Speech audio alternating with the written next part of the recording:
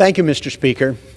Well, we're going to pick up where we left off over the weekend, sort of the high school drama about governing the House of Representatives. We have some people who are playing with fire.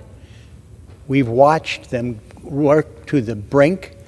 It happened earlier in the spring where we're dealing with the debt ceiling, and we're back at it now dealing with what we're going to do in terms of funding the government going forward.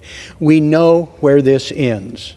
There will be an agreement in November or December or January that largely follows the outline of what we all agreed to do in the spring.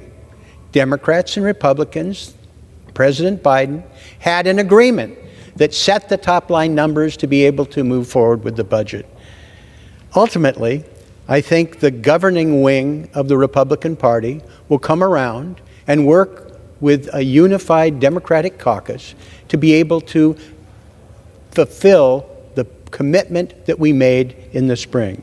Whether or not Kevin McCarthy is Speaker or not is largely irrelevant in terms of this larger issue. The governing wing of both parties will come together, and I think will do what is right for the American people based on what we agreed to do months ago. In the meantime, we actually have work to do. There are issues that need our attention.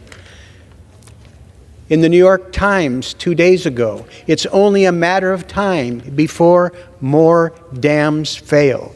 We watched 2 dams in Libya collapse, killing more than 11,000 people. This should be a wake-up call for those of us in the United States. There are more than 91,000 dams in the United States. The average age is 61 years. About a third of those, the failure would result in loss of life and significant economic and environmental damage. The Infrastructure and Jobs Act included hundreds of millions of dollars for dam safety. Welcome, but a minuscule amount of what we need to do when there are about $76 billion of immediate need dealing with dam safety. There are some very cost-effective solutions. One of them we've pioneered in the Pacific Northwest, which is just removing the dam. Greetings, friends. There is a new update. Residents of several states are expected to receive checks starting this October. Lawmakers have announced that $5,000 payments are going to be sent out to further assist residents that are struggling financially. The Biden administration has also confirmed that there is new relief to look out for next year. My dear friends, please make sure that you watch until the end of this video to hear about all of the new details. Also, every Friday, I will be announcing several winners for the Walmart gift card giveaway.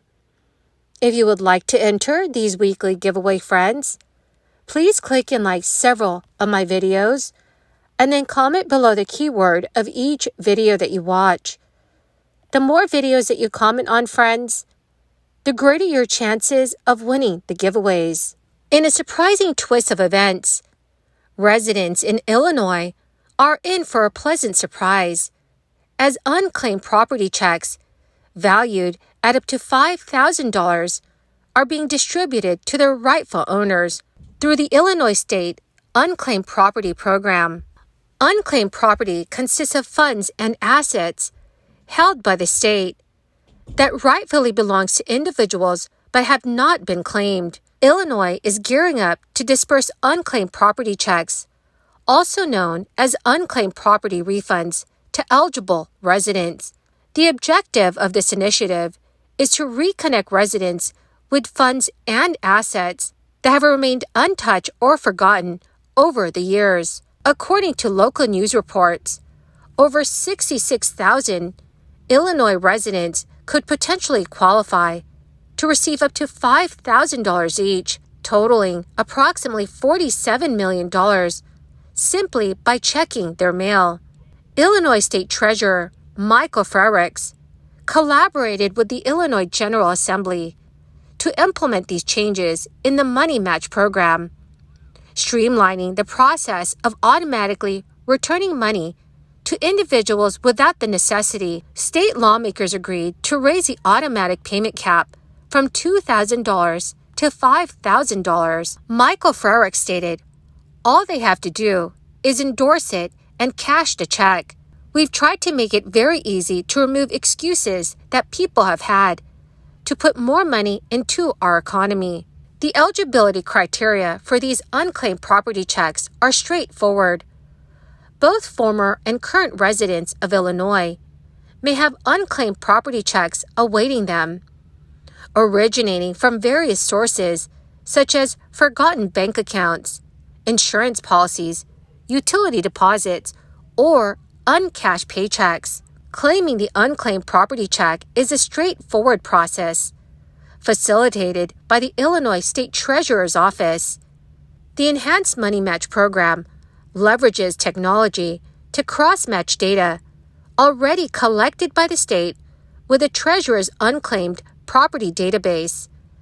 And in many cases, individuals owed funds do not need to take any action to receive a stimulus check, but they can check beforehand to confirm eligibility. Since March 2020, both the former president and President Biden have extended the pause on student loan payments, accompanied by waived interest, to provide financial relief to federal borrowers amidst the crisis. However, this relief has reached its conclusion. The legislation signed by President Biden in early June, which raised the debt ceiling, formalized the end of the payment pause. Consequently, any further extensions related to the crisis are not possible. Interest resumed accruing on borrowers' balances from September 1st, and actual payments are set to commence this month. In an email to borrowers in September, the Education Department acknowledged the challenges associated with the end of the payment pause and the resumption of interest on loans, especially for those entering repayment for the first time. The department expressed its commitment to supporting student loan borrowers and ensuring they have the necessary resources to prepare for their initial student loan payment this October, facilitating informed repayment decisions. The transition is expected to strain the budget of many borrowers, given the persistently high inflation rates. While crisis-related relief has come to an end, the Education Department has introduced several initiatives to assist borrowers in managing their monthly payments. These include temporary safeguards for missed payments. In August, the Education Department introduced the SAVE Plan. It is a new income-driven repayment plan designed to enhance affordability.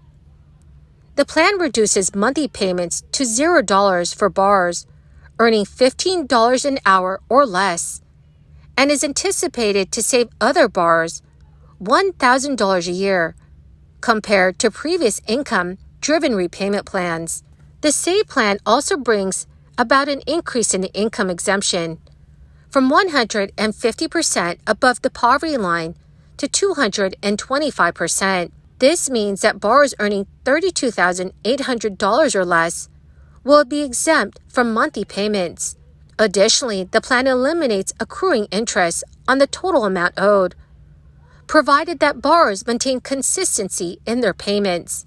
Beyond repayment, the Education Department is also addressing other regulations for student loan borrowers. This includes targeted relief, such as a one-time account adjustment for borrowers who have made qualifying payments on an income-driven repayment plan for at least 20 to 25 years. Well, my beautiful and amazing friends, that is the end of my daily stimulus update video for today. My dear friends, thank you so much for being part of this community. To say thank you, I will be announcing several winners every Friday for the Walmart gift card giveaway. My dear friends, please make sure that you enter these giveaways by clicking and liking several of my videos, and then comment below the keyword of each video that you watch. The more videos that you comment on, friends, the greater your chances of winning these giveaways. Thank you, and have a wonderful and very blessed week.